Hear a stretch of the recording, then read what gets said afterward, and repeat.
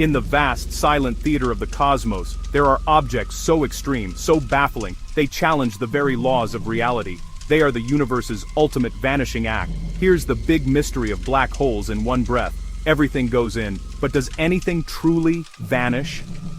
This isn't just a philosophical question. It's a crisis that pits the two pillars of modern physics, Einstein's theory of gravity and the strange rules of the quantum world, against each other in a fight for the soul of science. To understand this cosmic puzzle, we first have to understand how these monsters are born. Imagine a star, many times more massive than our sun, reaching the end of its life. Having burned through its nuclear fuel, the outward push of fusion that held it up for millions of years finally ceases. Gravity, the relentless architect of the cosmos, takes over. In a final catastrophic moment, the star's core collapses under its own immense weight, triggering a supernova explosion that outshines entire galaxies. But while the outer layers are blasted into space, the core keeps falling inward, crushing itself into a point of zero volume and infinite density. It collapses so hard, it punches a hole in the very fabric of space-time. A black hole is born. These stellar mass black holes are the most common kind, but they aren't the only ones. At the heart of nearly every large galaxy, including our own Milky Way, lurks a supermassive black hole, millions or even billions of times the mass of our sun. We're still piecing together how they got so big, but it likely involves a combination of smaller black holes merging and feasting on gas and stars over cosmic eons. There's even evidence for a mysterious middleweight class, the intermediate mass black holes, which might be the missing link between the other two. Regardless of their size, they all share one defining feature, a boundary of no return. This is the event horizon. It's not a physical surface you could touch, but an invisible border in space-time. Cross the event horizon, and your fate is sealed. Every possible path you can take, every direction in space, points inward toward the center. It's a common misconception that black holes suck things in like a vacuum cleaner. The reality is more profound. Space itself doesn't pull you in, it flows. Imagine space-time as a river. Far away, it flows gently, but as it nears the black hole, the current quickens. The event horizon is the point where the river's current becomes faster than the speed of light. It becomes a waterfall you can't swim against, no matter how powerful your spaceship's engines are. You are simply carried along by the flow of space-time itself. For an observer falling into a smaller stellar mass black hole, this journey would be brutally short. The gravitational pull on your feet would be so much stronger than on your head that you'd be stretched apart, atom by atom, in a process gruesomely nicknamed Spaghettification. For a supermassive black hole, the tidal forces at the horizon are much gentler, and you could, in theory, drift across unscathed, unaware you've passed the point of no return. Outside, for the rest of the universe, time keeps ticking. But inside, your future has only one destination. According to Einstein's theory of general relativity, your future ends at the singularity, a theoretical point where all the black hole's mass is crushed into an infinitely small space.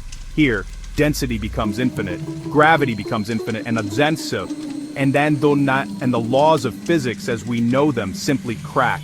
That's the first great mystery. Is there really a singularity, or is it just a sign that our theories are incomplete? Many physicists believe that a true physical infinity is impossible. They suspect that if we had a complete theory of quantum gravity, a framework that unites Einstein's gravity with quantum mechanics, the singularity would be resolved. Perhaps it's not a point at all, but an exotic object like a Planck star or a fuzzball of vibrating strings. We don't yet have that theory, so for now, the heart of a black hole remains a place where our understanding ends. But the mysteries don't stop at the center. They extend right back to the edge. In the 1970s, Stephen Hawking made a revolutionary discovery. By applying the rules of quantum mechanics to the edge of a black hole, he found they aren't completely black. They should glow very, very faintly. This is Hawking radiation.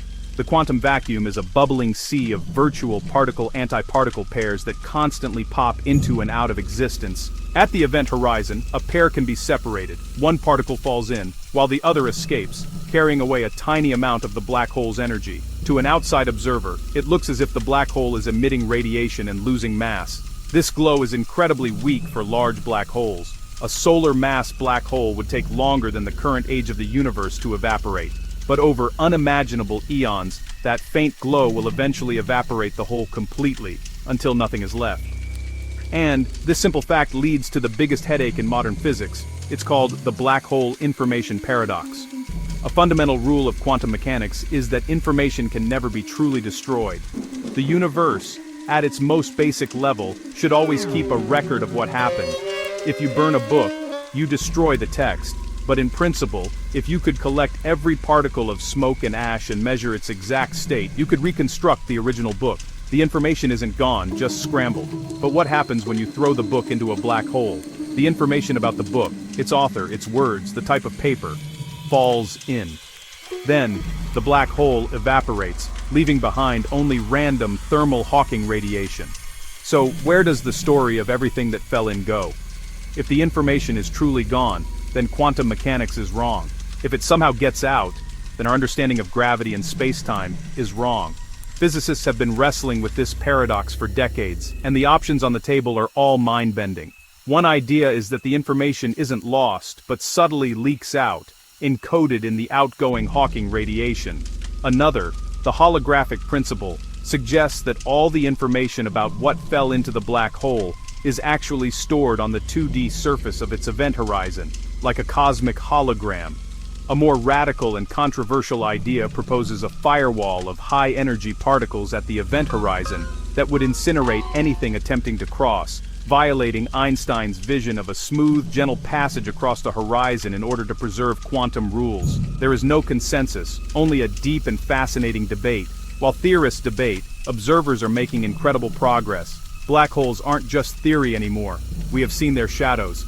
Using the Event Horizon Telescope, a global network of radio dishes acting as one Earth-sized observatory, we have imaged the silhouette of the supermassive black hole, M87, the behemoth at the heart of our own galaxy. These images show a dark central region, the shadow cast by the event horizon, surrounded by a glowing ring of superheated gas, a stunning confirmation of Einstein's predictions. We have also heard their cosmic symphonies. When two black holes collide and merge, they shake the fabric of space-time itself, sending out gravitational waves. Instruments like LIGO, Virgo, and Kegra have detected these faint ripples, allowing us to listen in on the most violent events in the universe, and confirm that black holes do, in fact, merge, just as theory predicted. These observations confirm that black holes are remarkably simple objects. They seem to obey the no-hair theorem, which you're saying.